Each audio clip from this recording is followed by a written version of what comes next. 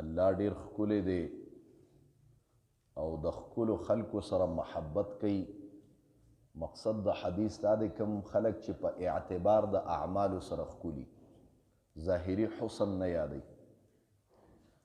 نننی درس کې دو حدیث وایو.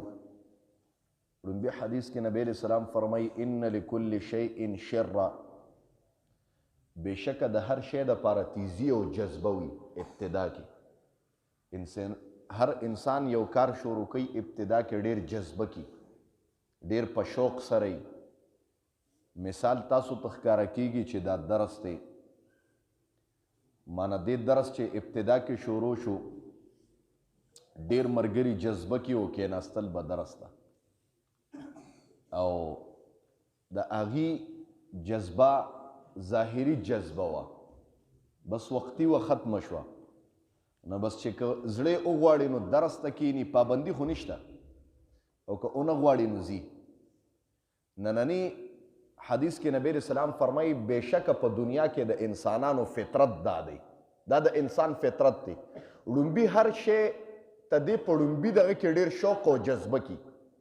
د ایمان دغه ټیم کې ډېر زیات زوروري، خو چې څونه وخت تیریږي دومره د ایمان کمزوري کیږي، هغې ته هغه کار نیړه تورېږي. خو دا د عام خلکو د هغه انسانانو چې کوم انسانان هر کار ته وختي جذبه لري.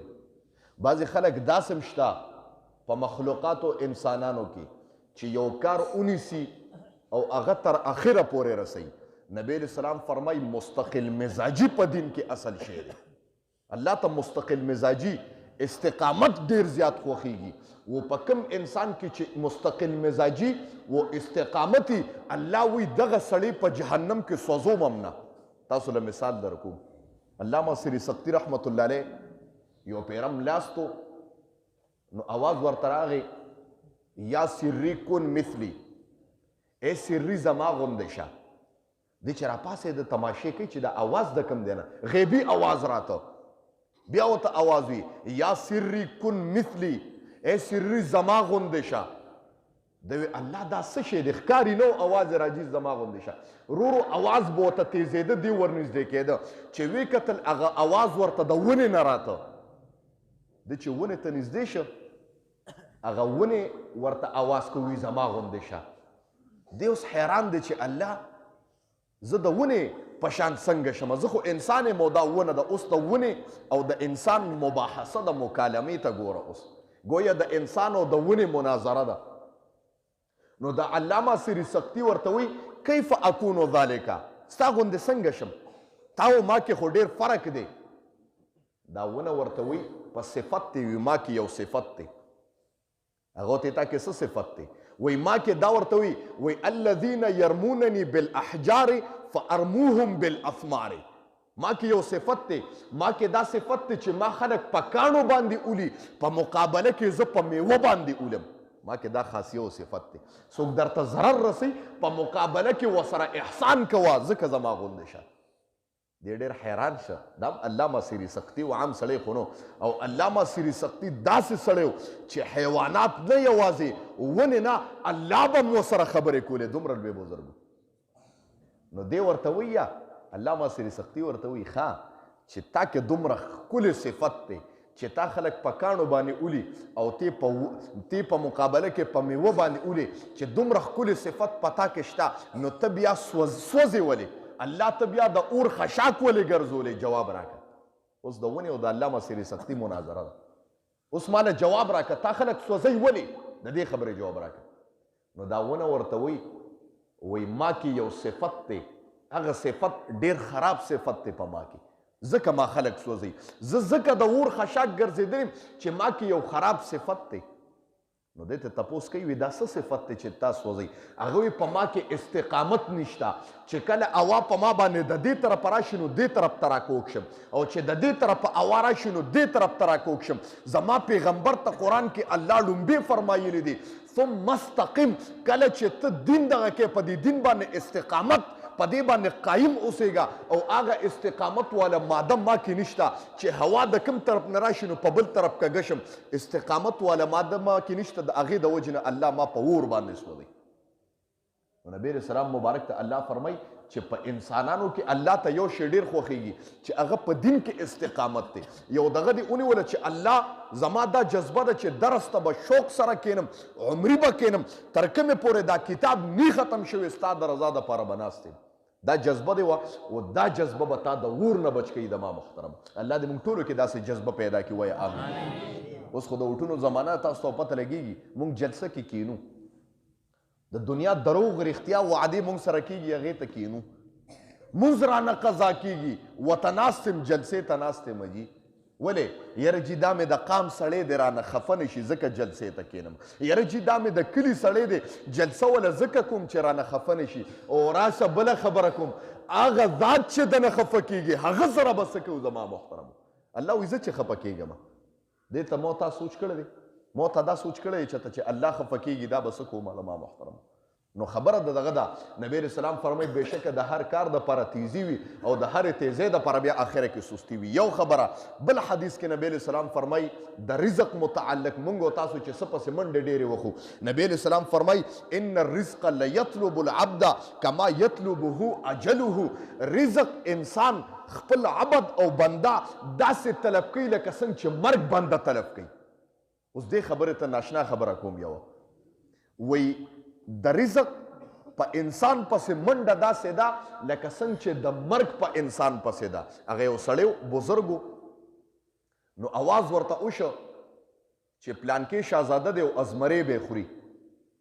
غړمبار غوندې اواز راته. الله دا غړمبار څه دي؟ وایي دا ازمرې مې یو شهزاده له ساتلی دی به پې خورم. به دی چې دغه شه پته ولګېده اوس شهزاده خپل زوی له واده کړی دی او هنیمون دپاره ځنګل ته ځي. هنیمون پیژنئ تاسو؟ مشران به نه پیژني کشران به پیژني. هنیمون دپاره جي شهزاده ځنګل ته روان دی. دا بزرګ ورته وایي ګورې مه ځه د ده مرګ د ازمري نه ماته ښکاره کېږي.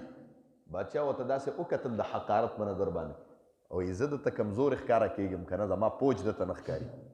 ما سره خو په زرګونو په سینکړو باندې پوج دی د زمري مجال چې زما زوی وخوري خپله بادشاهي به پرې غرقه نه کړم.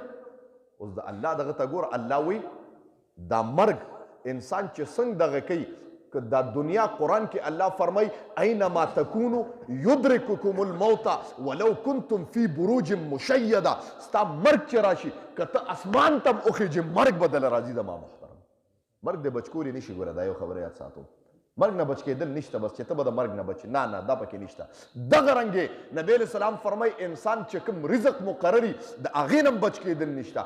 ستا 10 روپۍ مقرر دي ته په دغه راز کې ځان مړ کا خو لږه 10 روپۍ به درته راځي. ولې ځان مړ کې؟ هلکه ستا کروڑونه الله دا دغه کړي دي ته هیڅ کار نه کې په کرسۍ ناستې هغه کروڑونه به الله تعالی را رسوي. الله وایي دا ما ستا مخکې نه یو بله خبره کوم. دا خبره یاد ساتئ. کله چې دا ماشوم د مور په ګېډه کې او سا پکې الله ور واچي نو یو فرښته راشي. الله ته وایي الله ما اجله وما رزقه. دا دوه تپوسونه دي. الله د ده مرګ به کلي او د ده رزق څومره دی. دې خبرې ته یاد ساتئ. موته دنیا ته راغلي نه یو دنیا ته راغلي نه یو صرف په لومبي پیره کې چې د مور په ګېډه کې الله ما کې سا واچي الله وفرمایل چې د ده د رزق انتظام ما 80,000 کاله مخکې کړی دی او د ده د مرګ انتظام هم با مخکې کړی دی چې کله به مري. خو چې زه راپاسمه چې ماشوم وشي په ژړا شي چغې کړي الله وایي ولې ژاړې؟ ته خو کار روزګار هم نشي. وهدیناه النجدین. ما تا ته د مور د سینو نه 2 لارې کلو کړي دي. د پیو 2 لارې ماشوم ته کلو شي د رزق.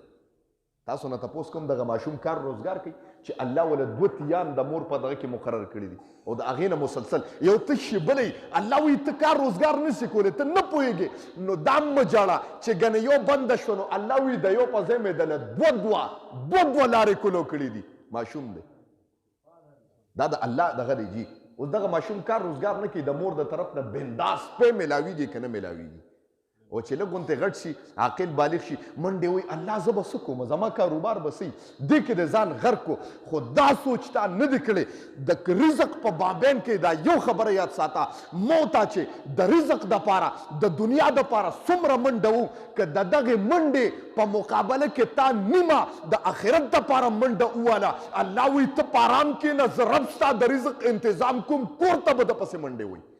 دا سوچ تا کړی ته کور کښېنه ما یادوه او لږ غوندې سبب اختیار کړه کور ته به در رواني کور ته به منډې نه وې نن مو ته څومره منډې وو نو خبره مې دې پورې کوله وایي هغه بادشاه ځنګل ته لاړه زړه کې خو یره پیدا شوې وه ده ورته ویلي چې زوی به دې زمري خوري وایي لس سپونه د پوجانو مقرر کړل لس سپه ګیر چاپېره د هغه خیمې نه لس سپه مقرر وو نو وی شهزاده ناوې سره ناست انسان چې خامخا د واده شپې ټوکې مزاق کېږي چا باندې چې دا شپه تېره شوې هغې ته پته لګي او په دې نوجوانانو د الله دا شپه راولي ټول وایي امین نکاح څه د شرم خبره نه ده عبادت دی زما پیغمبر نه کړی وي 11 عبادت دی خو چې کله د دې اجراګانو د دغه نه دغه یله الله عبادت نو وایي دغه ښځه ناسته وه شهزاده سره ټوکې کوي الوا یې ولې پخ کړې ده الوا راغلې ده شاهي الوا او د الوا کې دا ګوتې وي نو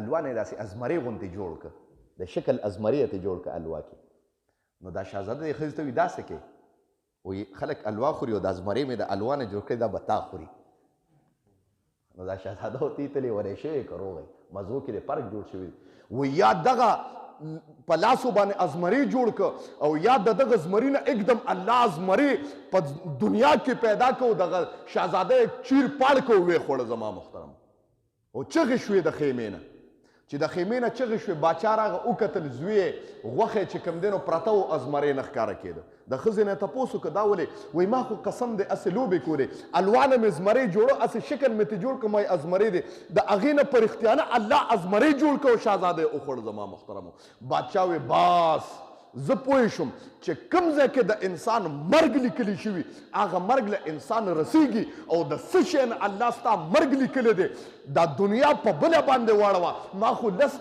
سپه د پوجانو ودرول ما وی د زمري مجال وینم لیکن الله ورته اوس د الوا نه زمري جوړ کړه الله سره څوک کولی شي زما محترم بچ کېدو والا څوک نشته دغه الله د رزق هم وي او تاسو ته یو خبره کوم دې سره الله رزق ډېروي کله چې د ماسخوتنې کور ته ننوځئ آسان غوندې عمل خیم ماسخوتنې کور ته ننوځئ دا کلمه وایې چې بسم الله الرحمن الرحیم بس دا وایې د دې ورته یو خبره کوم وایي یو شیطان ډېر زیات کمزوری شوی او یو شیطان داسې هټا کټا خپلو کې یو بل نه تپوس کوي ته ولې کمزوری شوي مړه وي زما چې هغه کوم کس دی قسم دی چې اډرکیم وکړي نو سبحان الله وي او الحمدلله وي چې نوړی خولې ته کوي نو بسم الله وي مړه چې فروټ خوري نو بسم الله وي چې غسلخانې ته ننوځي نو بسم الله وي نو د هغه په روټۍ کې زما څه شته نه کمزوري کېږم به نه او بله خبره کومه زه ټوله شپه د هغه د کور مخې ته ناسم کله چې ماسخوتنې کور ته ننوځي نو بسم الله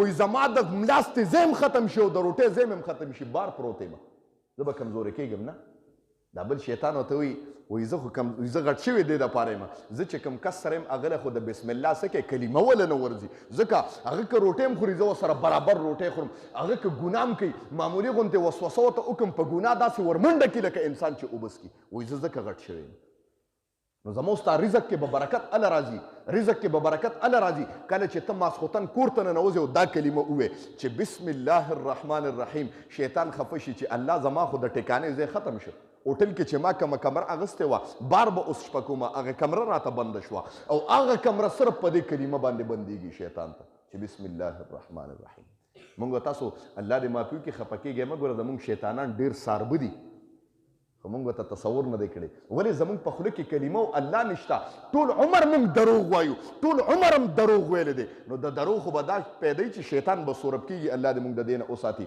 او خبره د رزق کوم چې رزق الله څومره لیکلی دی منډې مه وه رزق الله څومره لیکلی دی منډې مه وم هغه عمره به تا ته رارسي زما محترم حدیث هغو کې دی ان لکل شیء شره بېشکه د هر شی دپاره جذبه او تیزي وي ولکل شرة او د هرې جذبې دپاره فترة سستی وي ان الرزق بېشکه رزق چې دی لیطلب العبد خامخا طلب کوي بنده خپله کما لکه څرنګې یطلبه چې طلب کوي دا اجله مرګ بنده څنګه چې مرګ ورپسې روان وي داسې رزق م انسان پسې منډې وي ښه واخر دعوان یو بله خبره کوم اخره کې اکثر مرګي داسې چې راشي درس ته وشي مونځ باندې ولاړي نو د ماسخوتن ټایم چې کوم دی دا تر د ثلث اللیل پورې د شپې تر اخیرې درېیمې حصې پورې د ماسخوتن مونځ نه قضا کیږي ښه